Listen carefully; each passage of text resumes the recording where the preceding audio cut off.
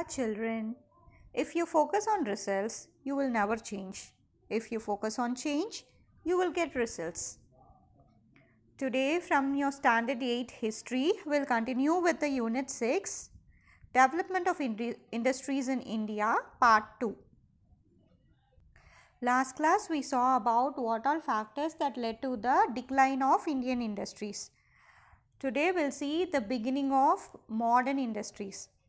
So, the process of industrialization started in India from the mid 19th century. So, industrialization India in the middle of 19th century. The beginning of modern industry is associated with the development of mainly plantations like jute, cotton and also steel. Modern industry starting வந்து எதிலிருந்து develop ஆச்சு அப்படின்னா due to the plantation of first எதெல்லாம் develop பண்ணாங்கன்னா plantation of jute cotton steel industries இதெல்லாம் தான் start பண்ணாங்க. There was a limited development of mining, especially coal. Coal mining வந்து லிமிட்டடாக தான் இருந்துச்சு. The accelerated industrialization began with the development of railways and roadways. Accelerated industrialization எப்போ speed up ஆச்சு அப்படின்னா எப்போ ரயில்வேஸும் ரோட்வேஸும் டெவலப் பண்ணாங்களோ அப்போலேருந்து industrialization வந்து ஸ்பீடப் ஆச்சு. This growth greatly influenced the economic and social life of people in the country. So roadways railways வந்ததுனால industrialisation நிறையா வந்துச்சு. அதனால பீப்புளோட எக்கானமியும் சோஷியல் லைஃப்பும் இன்க்ரீஸ் ஆச்சு. The two world wars gave an impetus to the development of number of industries such as chemical, iron, steel, sugar, cement, glass and other consumer goods. இந்த ரெண்டு world war முடிஞ்சதுக்கு அப்புறம் இம்பீட்டஸ் அப்படின்னா ஸ்டிமுலஸ் ஆர் ப்ரொப்பல்ஷன் அதுதான் தூண்டுதலாக இருந்துச்சு. எதுக்குன்னா for the development of number of industries. இந்த ரெண்டு வேர்ல்டு வார் முடிஞ்சதுக்கப்புறமா இந்தியாவில் நிறையா இண்டஸ்ட்ரீஸ் வரத்துக்கான வாய்ப்பு நிறையா இருந்துச்சு, தூண்டுதலாக இருந்துச்சு. எந்த இண்டஸ்ட்ரீஸ்லாம் அப்படி வந்துச்சுன்னா chemical, iron, steel, sugar, cement, glass and other consumer goods. Most mills were set up by wealthy Indian wealthy பிஸ்னஸ்மென்லாம் நிறையா மில்ஸ் ஸ்டார்ட் பண்ணாங்க. இனிஷியலாக இந்த கன்ஃபைன்ட் அப்படின்னா ரெஸ்ட்ரிக்டட். இனிஷியலாக 2 மில் தான் வைக்கணும் அப்படின்னு ரெஸ்ட்ரிக்ட் பண்ணியிருந்தாங்க. என்னென்ன மில் அப்படி செட்டப் பண்ணாங்கன்னா காட்டனும் ஜூட் டெக்ஸ்டைல் மில்ஸும் மட்டும்தான் வைக்கணும் அப்படின்னு சொல்லியிருந்தாங்க. லேட்டராக தான் மற்ற நிறையா மில்ஸ் வந்துச்சு. Now will see the first one plantation industry தான் ஃபஸ்ட்டு இந்தியாவில் வந்துச்சு. The plantation industry was the first to attract the Europeans வந்து அட்ராக்ட் ஆன இண்டஸ்ட்ரி வந்து பிளான்டேஷன் இண்டஸ்ட்ரி வந்து நிறையா பேர்த்துக்கு லார்ஜ் ஸ்கேலில் ஜாப் ப்ரொவைட் பண்ணவும் மற்ற டீ, காஃபி, இண்டிகோ இந்த 3ம் உற்பத்தி பண்ணி அதோட டிமாண்டை வந்து பூர்த்தி செய்யவும் பிரிட்டிஷ் சொசைட்டிக்கு விற்கவும் இது ரொம்பவே ஹெல்ப்ஃபுல்லாக இருந்துச்சு. இந்த பிளான்டேஷன் இண்டஸ்ட்ரி என்னென்ன பிளான்டேஷன் பண்ணாங்கன்னா டீ, காஃபி அண்ட் இண்டிகோங்கிறது ஒரு ப்ளூ கலர் டை ப்ரொடியூஸ் பண்ணுற plant. Therefore the plantation industry was started early on. எந்த கம்பெனி ஃபஸ்ட்டு ஸ்டார்ட் பண்ணாங்க அப்படின்னா அசாம் டீ கம்பெனி. எப்போனா இந்த இயர் 1839. அதுக்கப்புறம் காஃபி பிளான்டேஷனும் சைமல்டேனியஸாக ஸ்டார்ட் பண்ணிட்டாங்க. As the tea plantation was most important in the eastern India அதாவது அசாம் அந்த ஏரியாலலாம் டீ பிளான்டேஷன் நிறையா இருந்துச்சு. காஃபி பிளான்டேஷனோட சென்டர்ஸ்லாம் எங்கே இருந்துச்சுன்னா சவுத் இந்தியாவில். The third important plantation which gave birth to factory was jute. தேர்டாக ஃபஸ்ட்டு டீ, அப்புறம் காஃபி, தேர்டாக எந்த பிளான்டேஷன் இருந்துச்சுன்னா ஜூட் ஃபேக்ட்ரிஸ் நிறையா வந்துச்சு. All these industries were controlled by many former employees of British East India company. இந்த 3 plantation இண்டஸ்ட்ரீஸையும் யார் கண்ட்ரோல் பண்ணாங்க அப்படின்னா 3 ஃபேக்ட்ரிஸையும் பிரிட்டிஷ் ஈஸ்ட் இந்தியா கம்பெனியில் ஒர்க் பண்ண முன்னாள் employees. Next about the machine based industries. In India, modern industrial sector is an organized form started with the establishment of cotton textile industry in Bombay in 1854. 1854ல பாம்பேயில் cotton textile industry வந்து ரொம்பவே அதுதான் first organised modern industrial செக்டாராக establish பண்ணாங்க. In 1855 அதுக்கு அடுத்த இயரே Jude industry வந்து ஹூக்லி வேலிக்கு பக்கத்தில் கல்கட்டாவில் இருக்கிற ஹூக்லி வேலிக்கு பக்கத்தில் ரிஷ்ரா அப்படிங்கிற பிளேஸில் ஸ்டார்ட் பண்ணாங்க ஜூட் இண்டஸ்ட்ரி. அடுத்தது பேப்பர் இண்டஸ்ட்ரி. ஜூட் வந்து Rishra in Calcutta. Paper industry வந்து பாலிகுஞ்ச் நியர் கல்கட்டா, அதுவும் கல்கட்டா பக்கத்தில். எந்த இயர்லனா 1870. காட்டன் மில்ஸ் வந்துட்டு dominated by Indian enterprises. Indian companies தான் காட்டன் மில்லை ஓன் பண்ணாங்க. வேறஸ் ஜூட் மில்ஸ் எல்லாத்தையும் பிரிட்டிஷ் தான் ஓன் பண்ணாங்க. பிரிட்டிஷ் கேபிட்டலிஸ்ட், பிரிட்டிஷ் தான் முதலீட்டு போட்டு அதை ஓன் பண்ணாங்க. காட்டன் மில்ஸ் வந்துட்டு were opened in Bombay and Ahmedabad. அங்கே 2 பிளேஸ்லேயும் காட்டன் மில்ஸ் ஓப்பன் பண்ணாங்க. ஜூட் மில்ஸ் வந்து ப்ரொலிஃபரேட்டட் அப்படின்னா இன்க்ரீஸ்ட் ரேப்பிட்லி. நிறையா உருவாச்சு. ஜூட் மில்ஸ் எங்கே நிறையா உருவாச்சு அப்படின்னா ஹூக்லி ரிவர் பேங்க்ஸில் உருவாச்சு. The woollen and leather factory became ப்ராமினென்ட்னா இம்பார்ட்டண்ட் இன் கான்பூர். கான்பூரில் ரொம்ப ஃபேமஸாக இருந்துச்சு. என்னென்னா உள்ளனும் லெதர் ஃபேக்ட்ரிஸும். Next will see about the heavy industries. Heavy இண்டஸ்ட்ரீஸ்னால் மெட்டல் வச்சு ஒர்க் பண்ணுற இண்டஸ்ட்ரீஸ் எல்லாமே ஹெவி இண்டஸ்ட்ரீஸ்ன்னு சொல்லுவாங்க. The heavy industries include the iron and the steel industry. The steel was first manufactured by modern methods at modern methodsல steel manufacture பண்ண place வந்துட்டு Kulti in the year 1874.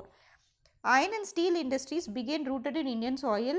20th century அப்போ தான் இந்த அயனும் ஸ்டீல் இண்டஸ்ட்ரியும் இந்தியன் சாயிலில் உருவாக ஆரம்பிச்சிச்சு. However, the credit for the development of large scale manufacture of steel, அதே steel வந்துட்டு லார்ஜ் ஸ்கேலில் டெவலப் பண்ணது யார் அப்படின்னா இந்தியாவில் ஜம்ஷெதி டாட்டா அப்படிங்கிறவங்க. டாட்டா குரூப் ஆஃப் கம்பெனிஸ் அதில் ஃபஸ்ட்டு ஆரம்பித்தவங்க ஜம்ஷெதி டாட்டா. இவங்க தான் ஸ்டீலை வந்து லார்ஜ் ஸ்கேலில் இந்தியாவில் டெவலப் பண்ண ஆரம்பித்தாங்க அந்த இண்டஸ்ட்ரியை. The Tata iron and steel company, அதாவது டிஸ்கோ அப்படின்னு ஷார்ட் ஃபார்மில் சொல்லுவாங்க, was first set up in the year 1907 at Jamshedpur. ஜம்ஷெத்பூரில் தான் ஃபஸ்ட்டு இந்த டிஸ்கோ கம்பெனி ஸ்டார்ட் பண்ணாங்க அயன் அண்ட் ஸ்டீலுக்கு. It started producing pig iron. Pig iron அப்படின்னா அயன் பிளாக்ஸ், அயன் கட்டிகள் இந்த இயர் 1911. அண்ட் ஸ்டீல் இக்னாட், ஸ்டீல் வந்துட்டு ஸ்மால் பார்ஸாகவும் பிளேட்ஸாகவும் ஷீட்ஸாகவும் உருவாக்குவாங்க, ப்ரொடியூஸ் பண்ணுவாங்க இந்த year 1912. So this is the place of TISCO Jamshedpur where it produced iron and steel. Growth of modern industry. The length of railway increased from railway வந்துட்டு 2573 kilometre in 1861ல் இவ்வளோ கிலோமீட்டர் இருந்துச்சு. whereas in 1914ல் 55,773 கிலோமீட்டராக increase ஆயிடுச்சு. Railway line increase ஆச்சு. Opening of Suez canal also shorten the distance between Europe and India by about. Suez canal open பண்ணனால shortest route to Europe வந்து எவ்வளோ டிஸ்டன்ஸ் கம்மி பண்ணிச்சுன்னா 4830 கிலோமீட்டரை கம்மி பண்ணிச்சு. This reduce distance facilitated further industrialization of India. இந்த ரெடியூஸ் டிஸ்டன்ஸ்னால ஃபெசிலிட்டேட்டட்னா மேட் ஈஸி. இண்டஸ்ட்ரியலைசேஷன் இந்தியாவில் நிறையா இண்டஸ்ட்ரீஸ் செட்டப் பண்ணுறதுக்கு ரொம்பவே ஈஸியாக இருந்துச்சு. As a result of Swadeshi movement the cotton mill increase. Swadeshi movement அப்படின்னா buying the own produced the things, to buy the things which are produced within our country. இந்தியாவிலே உருவாக்கப்பட்ட manufacture பண்ணக்கூடிய திங்ஸை வாங்குறதுக்கு பேர் தான் ஸ்வதேஷி மூமெண்ட். அந்த மூமெண்ட்னால காட்டன் தான் நம்ம எங்கே மேனுஃபேக்சர் பண்ணுறோம், அதனால் காட்டன் மில்ஸ் நிறைய இன்க்ரீஸ் ஆக ஆரம்பிச்சிச்சு. ஃப்ரம் எவ்வளோ காட்டன் மில்ஸ்னால் 194லேருந்து 273 மில்ஸாக இன்க்ரீஸ் ஆச்சு. அண்ட் ஆல்சோ ஜூட் மில்ஸ் 36 மில்ஸ்லேருந்து 64 மில்ஸாக இன்க்ரீஸ் ஆச்சு. Further the British had consolidated the power in India. பிரிட்டிஷும் வந்துட்டு கன்சாலிடேட்டட்னா ரொம்பவே ஸ்பெசிஃபிக்காக மோர் பவர்ஃபுல்லாக certain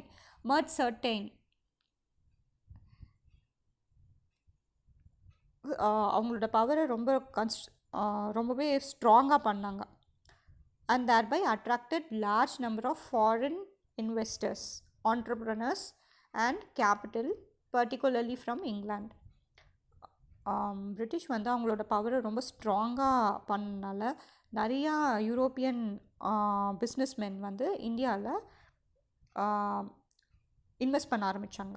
foreign capitalist were attracted to Indian industry as it had held the prospect of high profit. ஃபாரின்லேருந்து நிறையா பேர் வந்து இன்வெஸ்ட் பண்ண ஆரம்பித்தாங்க இந்தியாவில். ஏன்னா இங்கே நிறையா ஸ்கோப் இருக்குது, நிறையா ப்ராஃபிட் கிடைக்கும் அப்படின்ட்டு. எதனால ப்ராஃபிட்னா லேபர் வந்து இங்கே ரொம்பவே சீப்பு, ரா மெட்டீரியல்ஸும் சீப்பாக அவைலபிளாக இருக்குது. அதனால் India and it's neighbours provided a ready market. அது மட்டும் இல்லாமல் மார்க்கெட் பை பண்ணுறதுக்கூடிய கெப்பாசிட்டியும் நிறையா இந்தியாவில் இருக்கிறதுக்காக இங்கே வந்து செட்டப் பண்ண இன்வெஸ்ட் பண்ண ஆரம்பித்தாங்க இங்கே இருக்க இண்டஸ்ட்ரீஸில். Confederation of Indian industry, CII அப்படின்னு சொல்லுவாங்க. கான்ஃபெடரேஷன் அப்படின்னா the confederation of Indian industry is a business association in India. CII is a non-government, non-profit, not-for-profit, industry-led and industry-managed organization. It was founded in 1985. It has over 9,000 members from the private as well as public sectors, including small and medium enterprises. அதாவது small scale enterprises, small and medium enterprises ப்ராக்கெட்டில் SME and multinational corporations MNCs. இது ரெண்டு பேரும் சேர்ந்து இந்த மாதிரி இருக்கிற body small scale enterprises, small scale கம்பெனிஸும் மல்டிநேஷ்னல் கம்பெனிஸும் சேர்ந்து அரவுண்ட் 9,000 மெம்பர்ஸ் ஜாயின் பண்ணி இந்த ஃபெடரேஷனில் இருக்காங்க, மெம்பராக இருக்காங்க. So industrial growth in India.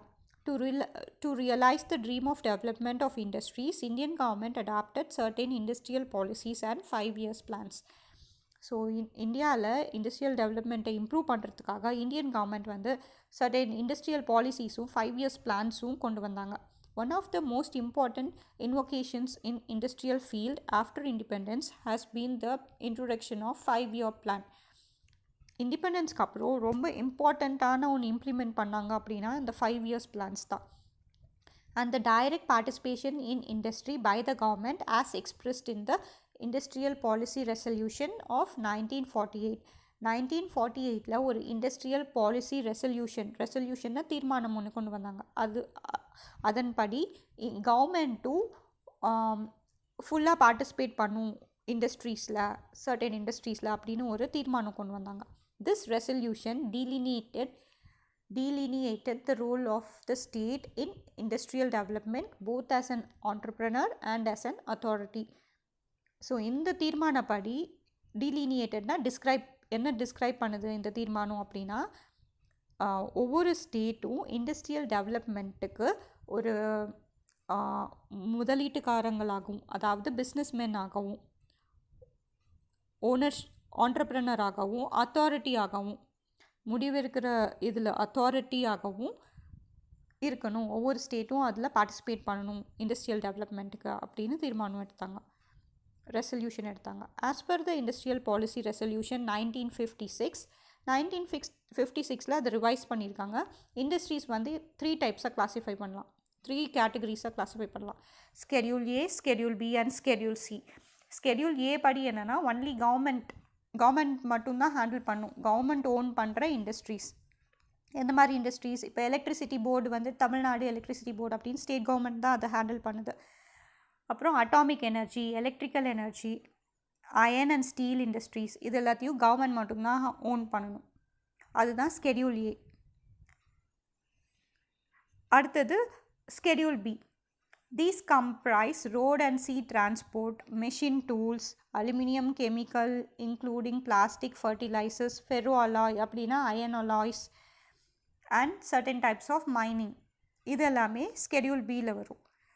Remaining இருக்கிற எல்லா ப்ரைவேட் செக்டார் இண்டஸ்ட்ரீஸும், ரிமைனிங் விட்டு போன ஸ்கெடியூல் A, ஸ்கெடியூல் Bயில் இல்லாத எல்லா இண்டஸ்ட்ரீஸும் ஸ்கெடியூல் Cயில் வரும்.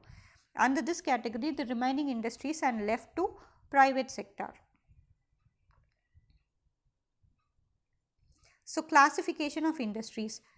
On basis of the raw material used, 3 types are industries வந்து 3 types classify பண்ணலாம். ஒன்று raw materials வச்சும், இன்னொன்று சைஸ் வச்சும், இன்னொன்று ஓனர்ஷிப் வச்சும். ஸோ ரா மெட்டீரியல்ஸ் வச்சு 2 types ஆஃப் கிளாஸிஃபை பண்ணலாம். ஆர்கோ பேஸ்ட், அதாவது அக்ரிகல்ச்சரல் ப்ராடக்ட் பேஸ் பண்ணி வர இண்டஸ்ட்ரீஸ். அப்புறம் mineral based. Agricultural product base பண்ணினா food processing industry, vegetable oil making industry, இதெல்லாம் ஆர்கோ பேஸ்ட் இண்டஸ்ட்ரீஸ். அப்புறமா ஃப்ரூட் ஜூஸ் ப்ரொடியூஸ் பண்ணுற இண்டஸ்ட்ரி, இதெல்லாம் ஆர்கோ based industry.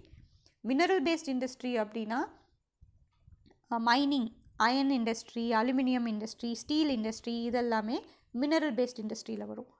So according to their role it is classified into basic and key industry. அது என்ன produce பண்ணுதோ அதை வச்சு பேசிக் இண்டஸ்ட்ரியாகவும் கீ இண்டஸ்ட்ரியாகவும் கிளாஸிஃபை பண்ணலாம். ஆன் பேசிஸ் ஆஃப் ஓனர்ஷிப் படி பார்த்தீங்கன்னா it is classified as 4 types. என்னென்ன அப்படின்னா public sector, private sector, joint sector and cooperative sector. So public sector பார்த்தீங்கன்னா it is owned by the government.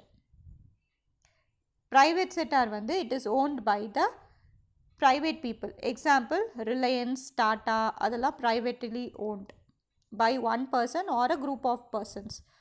Joint sectors அப்படின்னா stock exchanges, individual இல்லைனா ஒரு குரூப்பாக சேர்ந்து ஒன்று ஓன் பண்ணுவாங்க. ஒரு ஃபேமிலியே அதை ஓன் பண்ணலாம். அந்த மாதிரி இருக்கிறதெல்லாம் joint sectors.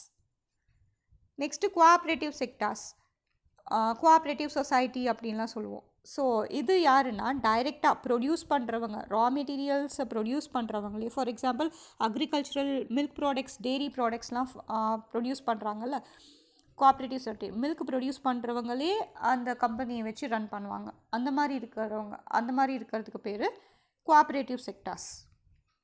So example dairy industry.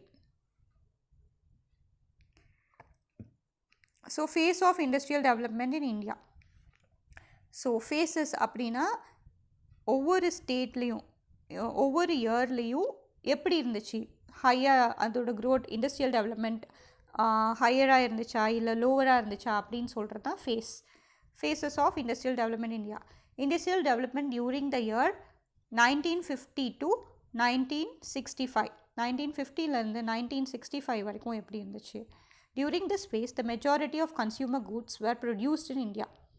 Consumer goods அப்படின்னா பீப்புளால் கன்சியூம் பண்ணக்கூடியது. ஃபார் எக்ஸாம்பிள் வெஜிடபிள்ஸ் அண்ட் ப்ரொவிஷனல்ஸ், அரிசி பருப்பு அதெல்லாம் தான் கன்சியூமர் கூட்ஸ். மில்க், ஸோ எதெல்லாம் பீப்புளுக்கு வந்துட்டு உபயோகப்படுத்துகிறாங்களோ அதெல்லாம் கன்சியூமர் கூட்ஸ். அதெல்லாம் இந்தியாவில் ப்ரொடியூஸ் பண்ணாங்க இந்த இயரில். The industrial sector was under developed. இண்டஸ்ட்ரீஸ்லாம் அவ்வளோவா ஒன்றும் செட்டப் ஆகலை, டெவலப் ஆகலை. ஏன்னா வீக் இன்ஃப்ராஸ்ட்ரக்சர், ஏன்னா மெட்டீரியல் பில்டிங்ஸ் இல்லை, மெஷினரிஸ் இல்லை, அதெல்லாம் ரொம்ப வீக்காக இருந்துச்சு. அது மட்டும் இல்லாமல் technical skills were in short supply. Skilled people இல்லை, டெக்னீஷியன்ஸ் இல்லை. So the first 5-year plan, இந்த 5-year பிளானில் ஃபஸ்ட்டு 3 years வந்துட்டு were very important because their aim was to build a strong industrial base in independent India. These plan mostly focused on the development of capital goods sectors. So இந்த plan first 5-year plan என்ன பண்ணுச்சு அப்படின்னா இண்டஸ்ட்ரீஸை develop பண்ணணும். அதுக்கு என்ன பண்ணணும், capital goods செக்டாரை வந்து ரொம்பவே ஸ்ட்ராங் பண்ணுச்சு, அதில் தான் ஃபோக்கஸ் பண்ணுச்சு. As a result this phase witnessed a strong ஆக்சிலரேஷன்னா இந்த இயரில் 1965 to 1950 to 1965 அதோட க்ரோத் வந்து இப்படி இருந்துச்சு, ரேப்பிடாக இருந்துச்சு, நல்லா க்ரோ ஆகிட்டு இருந்துச்சு. Strong acceleration in the growth rate of production. So industrial development during the year 1965 to 1980 எப்படி இருந்துச்சுன்னா இப்படி போயிட்டு இருந்துச்சு. இது 1965 to 1980. As the first 5-year plan வந்து focused on development of capital goods தான் டெவலப் பண்ணிட்டு இருந்தாங்க. இன்ஃப்ராஸ்ட்ரக்சர் மேக் பண்ணாங்க, ரோடு பண்ணாங்க, பில்டிங் பில்ட் பண்ணாங்க, அதுக்கு தேவையான மெஷினரி, இண்டஸ்ட்ரி டெவலப் பண்ணுறதுக்கான மெஷினரிஸ்லாம் வாங்கினாங்க. ஆனால் கன்சியூமர் குட்ஸ் செக்டார் வந்துட்டு நெக்லெக்ட் பண்ணிட்டாங்க. கன்சியூமருக்கு தேவைப்படுற அரிசி பருப்பு வெஜிடபிள்ஸ் ப்ரொவிஷன்ஸ் அதெல்லாம் வந்து ப்ரொடியூஸ் பண்ணி கொடுக்கல, அதெல்லாம் நெக்லெக்ட் பண்ணிட்டாங்க. அதனால் the consumer goods sector is the backbone of rural economy. Rural பீப்புளோட இன்கமே கன்சியூமர் குட்ஸ் தான், இந்த வெஜிடபிள்ஸ் ஃப்ரூட்ஸ் அதெல்லாம் மேனுஃபேக்சர் பண்ணுறது தான். அதை வந்து யாரும் கண்டுக்கல. So as a result there was a fall in growth rate of industrial production. அதனால் இண்டஸ்ட்ரியல் ப்ரொடக்ஷன் வந்துட்டு அதனால் ஃபால் ஆயிடுச்சு, ரொம்பவே கீழே வந்துருச்சு. So this period in market is known as the period of structural retrogression. அப்படின்னா பின்தங்கிருச்சு, பேக்வேர்டாக போயிடுச்சு, பாசிட்டிவாக இன்க்ரீஸ் ஆகாமல் பேக்வேர்டில் தளர்ந்துருச்சு, பின்னடைவு ஏற்பட்டுச்சு. So next will see about the year 1980 to 1991. அதுக்கப்புறம் இண்டஸ்ட்ரீஸ்லாம் செட்டப் பண்ண ஆரம்பிச்சிட்டாங்க. ஃபஸ்ட்டு வந்து 1965லேருந்து 1950லேருந்து 1965 வரைக்கும் இன்க்ரீஸ் ஆக ஆரம்பிச்சிச்சு. அதுக்கப்புறம் கீழே வந்துச்சு 1980 வரைக்கும். அதுக்கப்புறம் ரொம்பவே ஹையாக இருந்துச்சு. The period of 1980 is considered as the period of industrial ரிகவரினா மறுபடியும் ஃபால் ஆனதை திருப்பி எடுக்க ஆரம்பிச்சிட்டாங்க. திருப்பி அதை இன்க்ரீஸ் பண்ண ஆரம்பிச்சிட்டாங்க, ரெக்கவர் பண்ண ஆரம்பிச்சிட்டாங்க. This period witness a quite healthy industrial growth. Super ஹெல்த்தியாக இருந்துச்சு. இண்டஸ்ட்ரியல் டெவலப்மெண்ட் போஸ்ட் 1991 ரிஃபார்ம்ஸ் என்னென்னா, இந்த இயர் 1991 தான் ஒரு சீரமைக்கப்பட்ட ஒரு இண்டஸ்ட்ரியலைசேஷனை உருவாக்குனாங்க. இந்த இயர் 1991 அஷர்ட்னா the beginning of a new something new, to start something new. என்ன ஸ்டார்ட் பண்ணாங்கன்னா, ஒரு new era of economic liberalisation. Liberalisation அப்படின்னா தாராளமயமாக்குதல், லிபரலாக விட்டுறது, லீஷராக விட்டுறது, எந்த ஒரு ஸ்ட்ரிக்ட் கண்டிஷனும் போடாமல். ஸோ எக்கனாமிக் லிபரலைசேஷன் நிறையா இருந்துச்சு. So India took major decision to improve the performance of industrial sectors. So the 10th 11th 5-year plan witnessed a high growth rate of industrial production. So அந்த 5-year planல 10th 11th ஸ்டேஜும் என்ன ஆச்சுன்னா செம high growth of industrial production இருந்துச்சு. So the abolition of industrial license abolition na stopping, industrial லைசன்சிங்கை stop பண்ணிட்டாங்க. Dismantling of price கண்ட்ரோல்ஸ்லாம் தள்ளுபடி பண்ணிட்டாங்க. Dilution of reservation of small scale industries அது எல்லாத்தையும் லிக்விஃபை பண்ணிட்டாங்க. ரொம்பவே கண்டுக்காமல் விட்டுட்டாங்க. ஸ்மால் ஸ்கேல் இண்டஸ்ட்ரீஸ் எல்லாத்துக்கும் பெர்மிஷன் கொடுக்க ஆரம்பிச்சிட்டாங்க. அதனால் virtual abolition of monopoly law எல்லாத்தையும் தகர்த்துட்டாங்க, ஸ்டாப் பண்ணிட்டாங்க. இது எல்லாமே enabled Indian industry to flourish. அதனால் இது எல்லாத்தையும் பண்ணதுனால இந்தியன் இண்டஸ்ட்ரி ஃப்ளரிஷ் ஆச்சு. சூப்பர்வாக ரேப்பிடாக இன்க்ரீஸ் ஆகிட்டு இருந்துச்சு. The new policy welcomes foreign investors. இந்த பாலிசினால் ஃபாரின் இன்வெஸ்டர்ஸும் நிறையா பேர் வந்து இங்கே இன்வெஸ்ட் பண்ண ஆரம்பித்தாங்க. ஏன்னா எந்த இண்டஸ்ட்ரியல் லைசன்சிங்லாம் யார் வேணால் இண்டஸ்ட்ரி ஓப்பன் பண்ணிக்கலாம். ப்ரைஸ் கண்ட்ரோல்ஸ்லாம் எதுவும் இல்லை. யார் வேணால் எந்த ப்ரைஸ் வேணால் ஃபிக்ஸ் பண்ணிக்கலாம். ஸ்மால் ஸ்கேல் இண்டஸ்ட்ரீஸ் எத்தனை பேர் வேணால் இண்டஸ்ட்ரீஸ் ஃபார்ம் பண்ணிக்கலாம். அந்த மாதிரி ஃபுல்லாக லிபரலைஸ் பண்ணிட்டாங்க. Next about modernisation. India has now a large variety of industries producing goods of very nature. இப்போ பார்த்தீங்கன்னா வெரைட்டி ஆஃப் இண்டஸ்ட்ரீஸ் வந்துச்சு. Shows a high degree of modernisation. So modernisation வந்து ரொம்ப ஹை டிகிரியில் இருக்குது. Some modern industries have really grown. Modern இண்டஸ்ட்ரீஸில் ரொம்ப நல்லாவே க்ரோ ஆகிருக்கு in India. They are competing effectively with outside world. அவங்கள வந்து பயங்கரமாக கம்பீட் பண்ணிகிட்ருக்காங்க அவுட் சைட் வேர்ல்டு கூட. காம்படிஷன் ரொம்பவே டஃப்பாக இருக்குது. அவ்வளோ டஃப் காம்படிஷன் இந்தியன் பீப்புள் கொடுக்குறாங்க. This has reduced our dependence greatly on foreign experts and technologist. So நம்மளே டெக்னாலஜி வைஸும் எக்ஸ்பர்ட்ஸ் வைஸும் ரொம்பவே ஃபுல் ஃப்ளெஜ்டாக இருக்கும். அதனால் மற்றவங்கள டிபெண்ட் பண்ணி இருக்க வேண்டிய, மற்ற கண்ட்ரியை டிபெண்ட் பண்ணி இருக்க வேண்டியங்கிற அவசியம் இல்லாமல் இருக்கும். So on contrary, India is exporting trained personals to relatively less developed countries. அது மட்டும் இல்லாமல் இந்தியா வந்து இங்கேருந்து நம்மளோட ட்ரெயின்ட் பர்சனல்ஸை மற்ற developing கண்ட்ரீஸ்க்கு அனுப்பிச்சிட்ருக்காங்க. The term information technology includes computer and communication technology. So information IT அப்படிங்கிறது computer and communication technology-யை represent பண்ணுது, along with software. Along with 3 sector model of primary, secondary and tertiary industries. இப்போ 3 cadres பார்த்தோம்: primary, secondary and tertiary industries. Primary industries-னா agriculture and agricultural based industries. Secondary industries are the industries set up based on the raw materials provided by the primary industry. So இந்த 3 types of industries இல்லாமல் 4th sectors ஒன்று இருக்குது. அது என்னன்னா information related industries. So that is IT. This has also emerged. இதுவும் உருவாக ஆரம்பிச்சிருச்சு ஐடியும். இப்போ the knowledge economy describes the automation of labor intensive manufacturingனா ஒர்க்கர்ஸ் வச்சு ரொம்ப மைன்யூட்டாக பண்ணுறது கூட இப்போது எல்லாமே ஆட்டோமேஷனாக பண்ணுறாங்க. And service activities as well as growth in new service industries. அது மட்டும் இல்லாமல் இந்த நாலேஜ் எக்கானமி ஐடி வந்து எங்கெல்லாம் வந்திருக்கு அப்படின்னா ஹெல்த் கேரில், டிஸ்டன்ஸ் எஜுகேஷனில், சாஃப்ட்வேர் ப்ரொடக்ஷனில், மல்டிமீடியா என்டர்டைன்மெண்ட்டில், இதில் எல்லாமே வந்துட்டு it has been proving its part. Self reliance. Self ரிலையன்ஸ்னால் depending on the own without expecting help from others.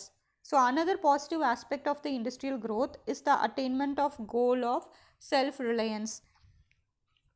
இன்னொரு பாசிட்டிவ் ஆஸ்பெக்ட் இண்டஸ்ட்ரியல் க்ரோத்தில் என்ன அப்படின்னா, நம்ம இந்தியாவோட இண்டஸ்ட்ரியல் க்ரோத்தில் பாசிட்டிவாக என்ன பார்க்கலாம் அப்படின்னா, யாரையும் டிபெண்ட் பண்ணி, மற்ற கண்ட்ரியை டிபெண்ட் பண்ணி இல்லாமல் இருக்கிறது. அதுதான் self Reliance.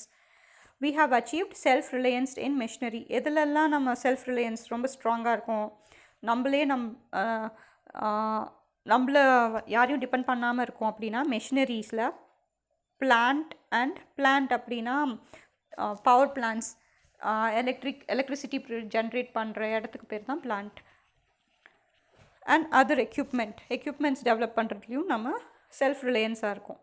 Today, bulk of the equipment required for the industrial and infrastructural development is produced within the country. நம்மளுக்கு தேவையான இண்டஸ்ட்ரியல் மிஷினரிஸும் எக்யூப்மெண்ட்ஸும் இன்ஃப்ராஸ்ட்ரக்சர் வைஸ் தேவைப்படுற பில்டிங்ஸ் எல்லாம் ப்ரொடியூஸ் பண்ணக்கூடிய மிஷினரிஸும் எல்லா இன்ஃப்ராஸ்ட்ரக்சரும் நம்ம கண்ட்ரிக்குள்ளேயே கிடைக்குது. The Indian road network has become one of the largest in the world. வேர்ல்டுலேயே நம்மளோட Indian road network வந்து ரொம்ப லார்ஜஸ்ட்டாக இருக்குது. The government efforts led to the expansion of network of national highways, state highways and major district roads, which in turn have directly contributed to the industrial growth. So நம்ம government நிறையா effort எடுத்து national ஹைவேவும் state ஹைவேவும் major district ரோட்ஸும் நிறையா introduce பண்ணனால, நிறையா establish பண்ணனால நம்மளோட industrial க்ரோத்துக்கு இதெல்லாம் ஹெல்ப்ஃபுல்லாக இருக்குது. As India needs power to drive its growth engine. So India வந்துட்டு அதுக்கு பவர் வேணும். So it needs energy to go along in this industrial sector. So it has triggered a noteworthy improvement of availability of energy. So இந்தியாவுக்கு power வேணுங்கிறதுனால industrial sector wise improve ஆகிறதுக்கு, so அது வந்து energy அவைலபிலிட்டியை வந்துட்டு improvement பண்ணுறதுக்கு try பண்ணிகிட்ருக்கு, importance கொடுத்துட்ருக்கு. After almost 7 decades of independence, India has emerged as a third largest producer of electricity in Asia. So நம்மளுக்கு எலக்ட்ரிக்கல் எனர்ஜி நிறையா தேவைப்படுறதுனால இண்டஸ்ட்ரியல் டெவலப்மெண்ட்டுக்காக அதுக்கு ரொம்பவே இம்பார்ட்டன்ஸ் கொடுத்து இந்தியா வந்து third largest producer of electricity in ஏஷியாவாக உருவாகிருக்கு ஆஃப்டர் இண்டிபெண்டன்ஸ்க்கு அப்புறம். Conclusion. Industrialization is an important component of economic growth. Industrialization வந்து நம்மளோட எக்கனாமிக் க்ரோத்துக்கு ரொம்பவே இம்பார்ட்டண்ட்டான component. India's industrial expansion over the planned period presents a mixed picture. So நீங்கள் பார்த்தீங்கன்னா அந்த க்ரோத் ஸ்கேலில் ஃபஸ்ட்டு இன்க்ரீஸ் ஆச்சு இண்டஸ்ட்ரீஸ், அதுக்கப்புறம் டிக்ளைன் ஆச்சு, அதுக்கப்புறம் இன்க்ரீஸ் ஆச்சு. ஸோ அந்த மாதிரி அது வந்து ஒரு மிக்ஸ்டு பிக்சர் கொடுக்குது. Compared to the pre independence லெவலை விட இப்போ இண்டஸ்ட்ரியல் க்ரோத் வந்து during the 5-year plan period வந்துட்டு ரொம்பவே ஃபினாமினல்னா எக்ஸ்ட்ரீம்லி குட்.